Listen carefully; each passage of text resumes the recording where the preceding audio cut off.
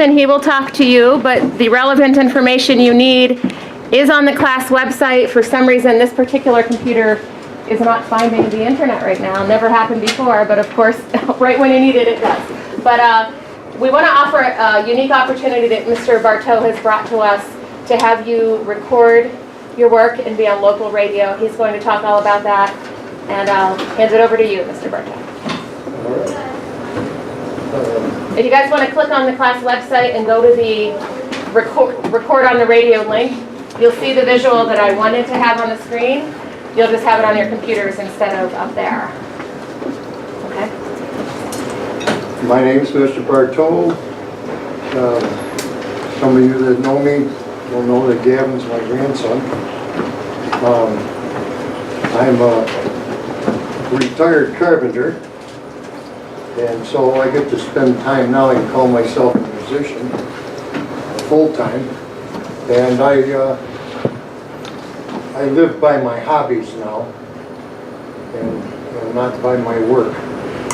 So I'm here representing one of my hobbies, which is I have a radio show on WRAQ, which is WRAQ.org, 92.7 on the FM dial, and I know you can find it here in Belfast. It starts running out of juice by the time you get to Canada going that way, but it goes all the way to Wellsville, south, and it goes all the way to Almond on the expressway east, and to Cuba going to the west. It's a low-powered, it's WRAQ LP Angelica. The LP stands for low power, which runs on 100 watts. So if any of you play guitar through a 100 watt amplifier, you'll know just what 100 watts is. Very low power, however, we do have a broadcast tower on the top of the hill outside Angelica. And we are available streaming. I'm actually streaming it right now. On WRAQ.org. And you can buy app, or no, you don't, they're free. Through the website, there are free apps available, both for digital and Android phones, so that you can follow us on your telephone, on your any other device you want to stream it. We have at present time, there are 8 of us who do live shows. I just finished mine at 12 o'clock. I do one on Wednesday mornings, and it's called Toothless Flamingo Archives. Gavin and I play in a group called Toothless Flamingo. If you want, he can explain how we got the name.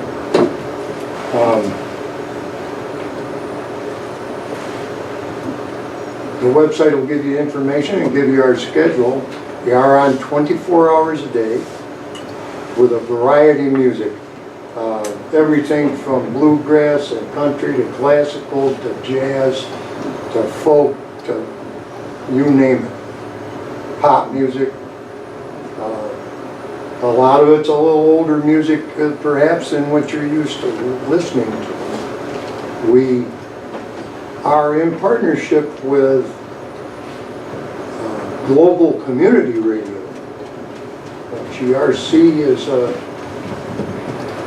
headquartered in Geneva, New York, and I don't know, they have stations all over this country and the world, of which WRAQ is a part. And so we share programs with them, they share programs with us. As I say, I live by my hobbies now. I know 2 people probably have hobbies too. They probably, some of them you make good use of in terms of sports. I used to play all kinds of sports, getting a little old for that now. I play horseshoes now. That's my sport. I used to play football, baseball, and a little basketball. I was a good bench setter in the basketball team. But I played tennis also, which I really feel bad that you don't have your tennis team anymore. You could always make a comeback. Just need 7 people. At any rate, hobbies is the operative word here. I know you're doing a unit now on poetry, and that's good timing for me. And I know you've done work before. Here's my pitch. I'm really interested because we are a community radio station. We're nonprofit. Nobody gets paid. We exist by the good fortune of some grants and community businesses who underwrite us. And I'm here to try to include some of this community in our station.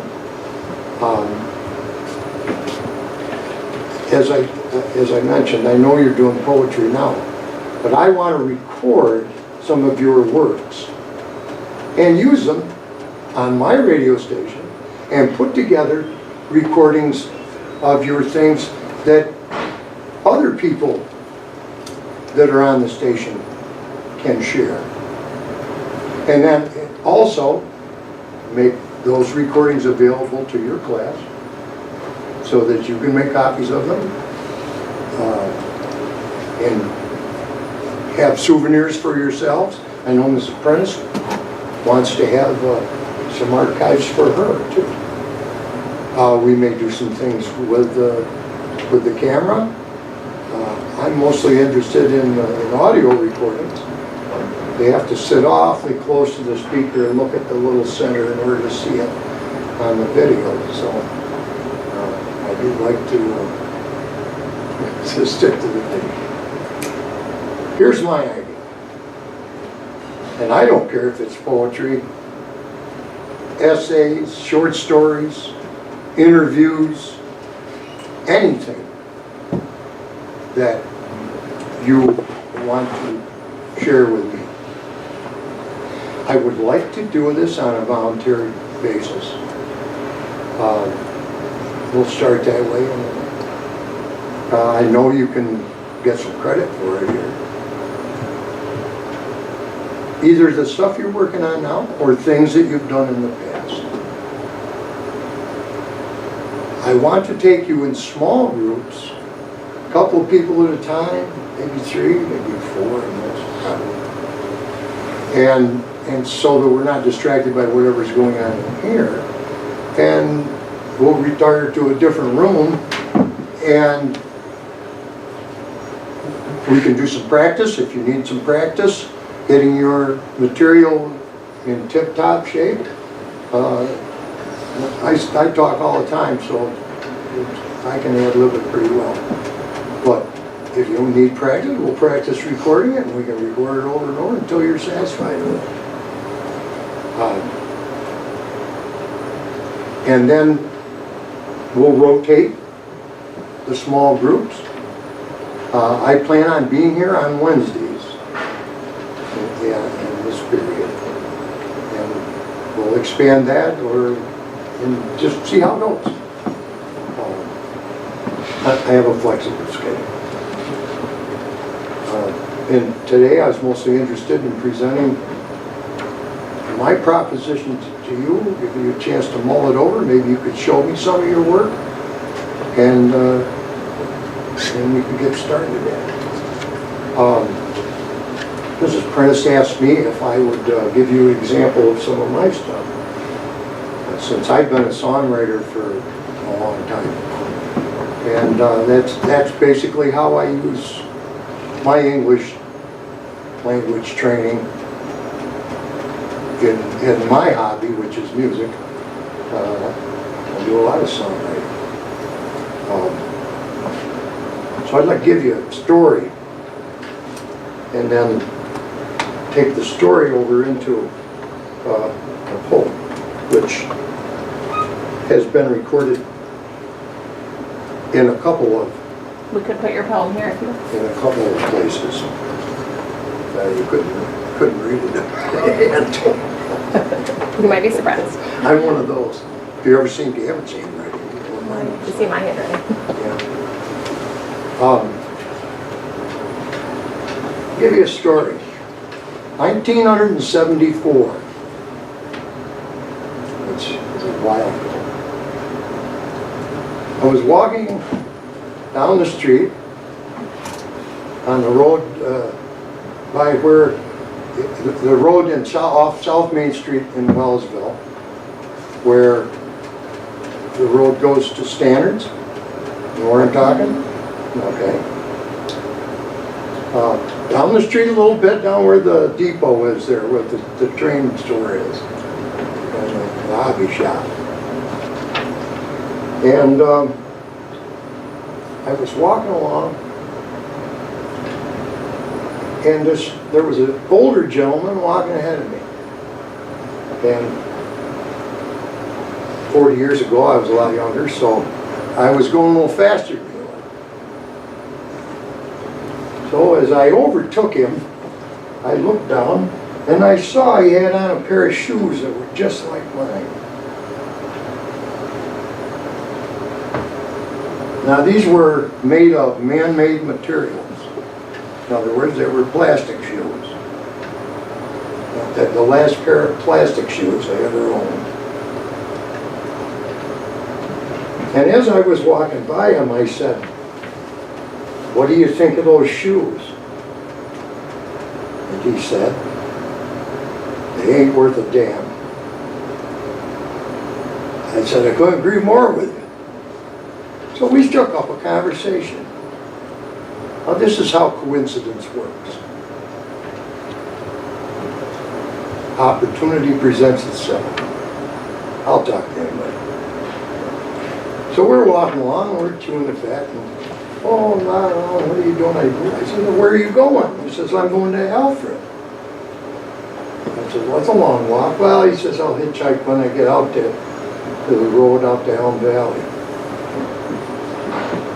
And I was going to Elm Valley because at the time, my wife and I lived there. So we continued with, "Oh, where are you going in Alfred?"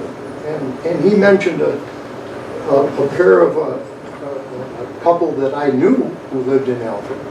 If you know where the Octagon house is in Alfred on Main Street, these friends of mine, Judith and Bill Archer, lived there. And he was on his way to visit them. I said, "Wow, small world, isn't it?" And we continued along, and on the outskirts where what is now the warehouses there for Northern Lights, there used to be a grocery store there. And it was a summer like we had this summer, quite hot. In fact, it was a little hotter that summer than this summer. And so we're walking by the plaza there, and I said, "Yeah," I said, "would you like to sit under the tree over there and have a beer?" "I'll go get it." "Okay," he said, "that's a good idea." So, went to the store, had a six-pack of beer. We sat down under the tree, had a beverage, and continued our conversation. Well, it turns out he was a hobo. He traveled the country, and he knew people all over the country. He rode on trains, hitchhiked, caught rides with truckers, walked when he needed to, and he went from one place to another. He was just coming back from Minnesota and was heading to Alfred. He was going to spend some time with Bill and Judith. And what he did was he visited. He would stay a couple of weeks with these people and do chores for them. He was going to help Bill split wood for the winter. And I'd heard of that before because I had my great-grandfather He used to do that. I mean, not as a hobo, but he was retired, real old guy at that time. And he used to go and stay with people and help them with their chores, what he could do. Well, I was familiar with that concept. So we kept talking. Long story short, or get it a little shorter here. I said to him, I said, well, what's your name? He said, well, Waverly Red. I says, oh. I says, my father's from Waverly. And sure enough, he knew my father. He had grown up with my father. Now, talk about coincidence again. And I was really taken. And he sat there and told me stories about my dad. And I knew from what he said that he knew who my father was. And again, we talked and talked. Okay, I'll bring this to our purposes.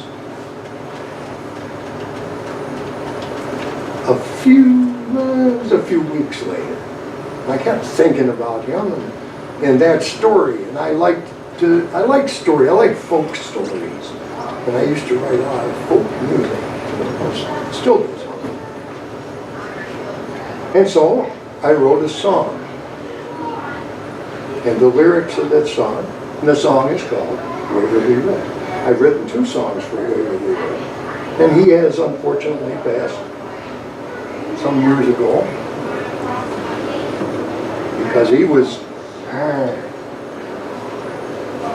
75 or something at the time that I ran into.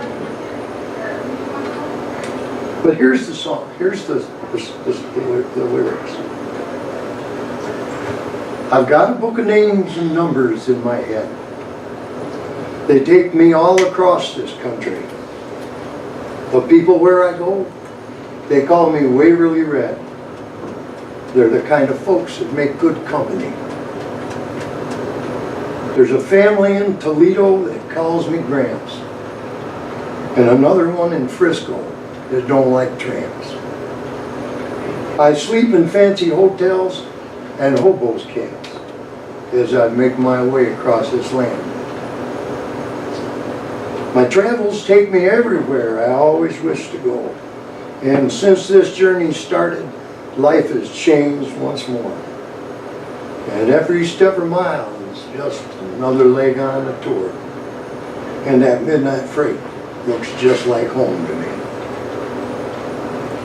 Now, being a vagabond makes no sense to lots of folks. But at least I'm not in Houston wishing it was New York. I don't take life too seriously, but I know it's no joke. Because there's sacred things that everybody needs. It's not that I mind this life I lead, because it takes me lots of places, gives me new things to see. But somehow, I'm just looking for a place to be, not have to kick the fire out and move along. So you can see how that affected me. And I have collected songs since that day about hobos. I lost an album that I used to really like, and it's out of print, but if you ever find it, it's called Hobos, Heroes, and Street Corner Clowns. And it was recorded in early 60s in New York City. So if you can find that on Google and get me a copy of it, I'll pay you twice what you paid for it. But it was that album that inspired me, plus meeting this gentleman, to collect and write songs about hobos. I like your point about how your personal experiences, which all of you have, because no one here has been living under a rock for 15 to 18 years, Right. Can make good poetry. Could I share with them some of the logistics if they're interested in recording with you? Mm-hmm. Okay, so if you guys click on here, you can enter your names and which method of recording you prefer, because you could submit your own recording if you prefer to do it privately on your own. The recording I showed you guys yesterday, I turned it from a YouTube video into an MP3. It was really easy to do. And so I did that myself. Or Mr. Bartow could help you record, help you rehearse. He could even actually chat with you about your poem as part of the recording, and that could all go down that way. And then if you want to pick a week that you want to work on the recording, whether it's probably, I don't know if we could get to it this week, but or the next 3 weeks, we will kind of slot you in where you'd like to be. And if you are willing to participate in this experiment, you will be credited with if you have a successful recording, Mr. Bartow checks off on it, it's radio ready, you will have credit for 1 week's writing homework that you can, sort of like use as a coupon for that. As a thank you for, being brave, because I know sometimes people are very timid about these kinds of experiences, but it's good for you. Okay? Anyone have any questions for Mr. Bartow? No? All right, then we'll let you guys get to your writing, and then you're welcome to sort of visit. Everyone's happy to have the way that I intend to use these, I have mostly music on my show, and it's a wide variety of music. I mean, sometimes it's crazy, and other times it's quite mellow. But I would like to intersperse, because I'm pretty good at making song lists, and I would like to intersperse it with music and your writings, and sprinkle them throughout my shows and comment upon them or not, just to allow people to experience new things. So hash it over in your minds. I don't care what the subject matter is. The FCC gives us a lot of regulations, so it has to be acceptable, suitable for radio. All right. Well, thank you for coming in. We appreciate the opportunity. You guys can dive into your writing projects and let us know if you need help.